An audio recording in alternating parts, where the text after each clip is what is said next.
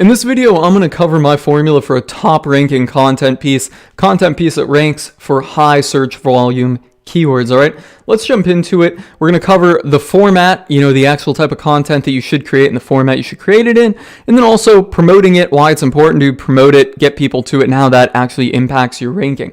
So first, let's just say you want to rank for a keyword here, and we're going to use one of my examples. What a better one to use than SEO for contractors, okay? If you want to rank for a keyword, we have to understand, what types of content are ranking. It's very clear right now that you want user-friendly, not user-friendly, but awesome user content, content that people want to find, that engages people, keeps them on the page for quite a long time, and, gets clicks from the search. So what's working for that is this format which you see in front of me. Notice we start with this post here, which ranks number 2 for SEO for contractors. We start with a table of contents, okay?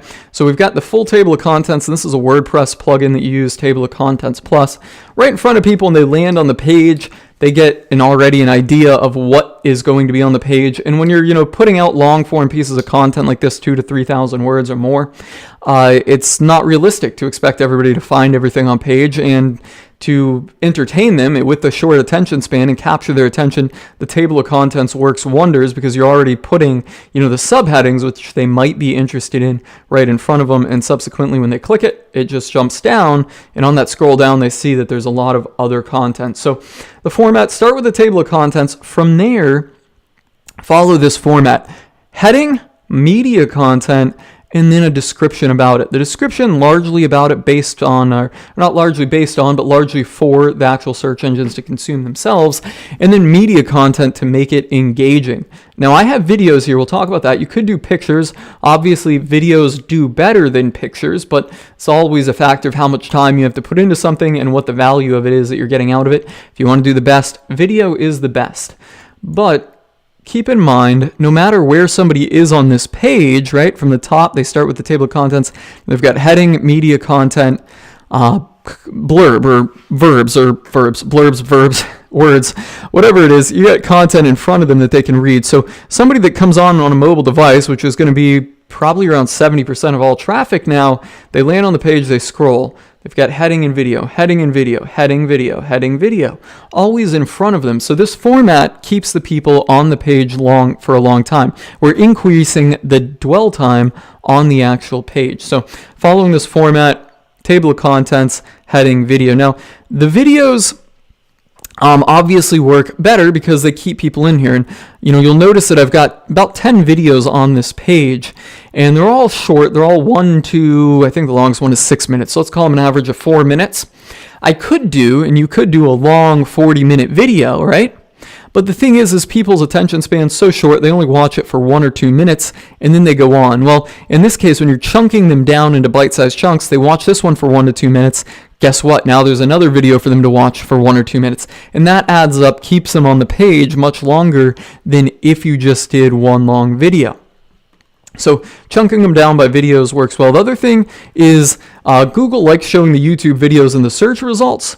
And there's a very high correlation between the actual time spent, watching and the engagement on the YouTube videos and the rankings in search. So what I'm saying here is that Google can detect how long people are spending on your site and engaging with the videos, and send that back to the search department or whatever, formula or department is running the Google search. I'm seeing a lot of indication that that's happening.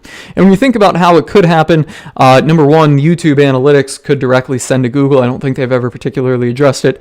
Google says that their website analytics does not send to search, but there is Google Chrome. Like I'm using a Chrome browser here.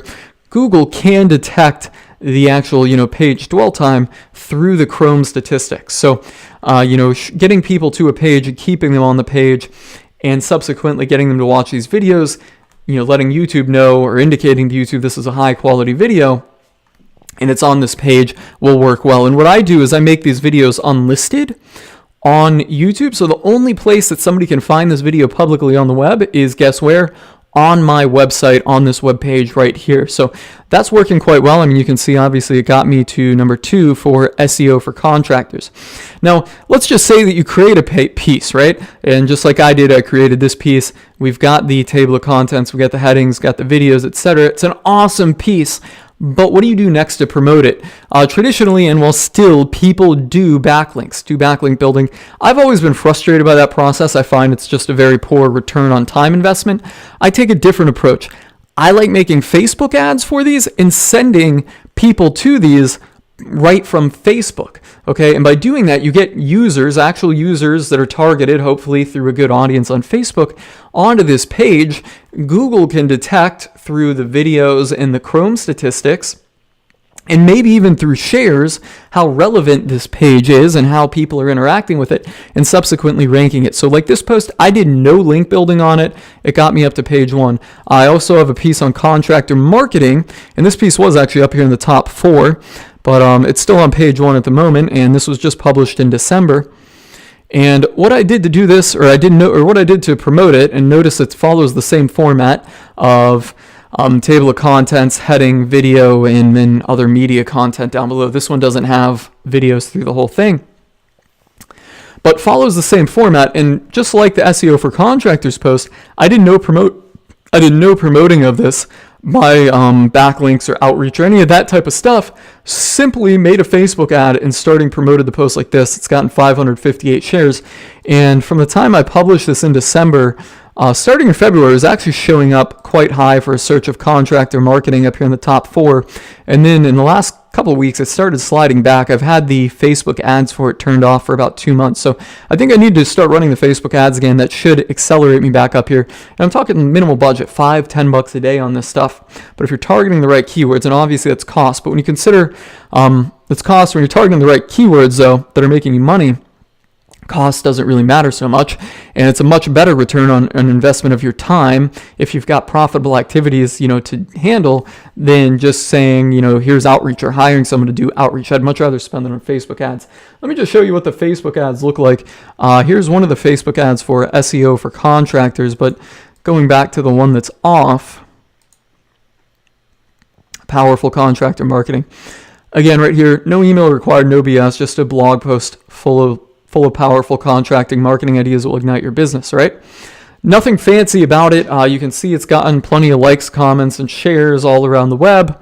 Did quite well there. And subsequently, when people are liking, commenting, and sharing it, although this hasn't been explicitly stated by Google or anything, I'm seeing a significant impact. Obviously, it got me up to, got me up high in the rankings for it. So create a good piece of content, send people to it from Facebook ads. That's my winning formula for these long form pieces of content that work. And one other thing, I was about to end this here, but one other thing that I will touch on real quick is the subheadings. So if you need to get subheadings for it that, will subsequently be in here, let me just show you one other piece that I've done.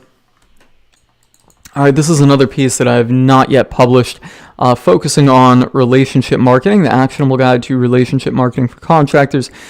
Again, you're seeing my format, the table of contents, and the headings. Generating these headings, one little thing I like to do and point of advice on that is use answer the public on this, right?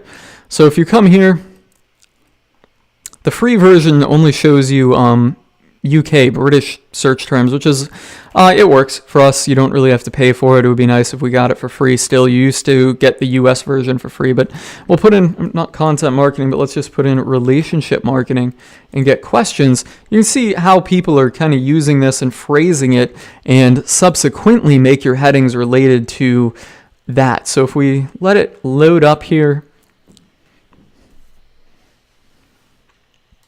it'll go boom.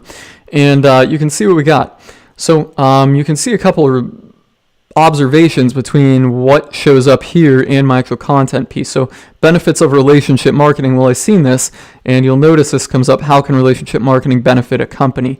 How relationship marketing is a benefit. You'll notice that benefits relationship marketing comes up. So I tied that into a subheading of my table of contents. Same thing with why is relationship marketing important? That's another one that comes up. What relationship marketing is and why is it important. People are asking it. So I'm using my subheadings to answer the questions. Why is relationship marketing important? That's probably one of them. There it is. What is relationship marketing and why it is important? I'm not sure if I just pointed that one out or not, but you guys get the idea, right? So when I come up with an actual topic and I outline it, I'll also come through this piece here, answer the public, this website, pick out some of these subtopics here and questions and incorporate them into my subtopics and answer the actual question. So that's it. That's my format for a top ranking SEO content marketing piece there, along with what I do to promote it and get to the top. This piece right here, we'll publish this in a few days, and I intend to document it and show, just the progression of how this stuff works and how it'll get up to the top of the search engines. Hope you guys got a lot to take out of this video. Get out there, create some content, and thanks for watching.